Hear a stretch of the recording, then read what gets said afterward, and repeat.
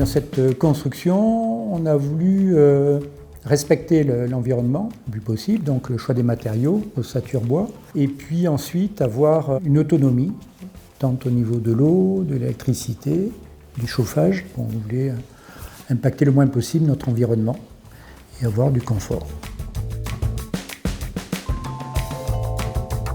Pour ce qui concerne l'énergie, donc nous avons voulu récupérer les eaux pluviales qui nous permettaient, dans des stockages relativement importants, de 43 mètres cubes, de pouvoir stocker dans les périodes favorables et pouvoir assumer les besoins de la maison ainsi que du jardin, tout simplement. L'énergie solaire aussi pour chauffer notre maison au travers de panneaux thermiques qui ont été installés sur la toiture, avec un stockage aussi important de plus de 1000 litres d'eau chaude. Pour ce qui concerne donc le chauffage et le sanitaire, on a un système qui est couplé à une pompe à chaleur et bien évidemment pendant les périodes d'hiver où il ne fait pas beau, on n'a aucun rendement de nos panneaux thermiques et c'est la pompe à chaleur qui prend le relais et qui vient chauffer cette masse d'eau et donc redistribuer à la maison par le plancher, les murs et pour le sanitaire. Le mur chauffant est un mur qui va amener du confort du fait du rayonnement qui se fait sur l'ensemble de sa hauteur par rapport à un plancher chauffant et donc qui permet d'avoir une homogénéité de température.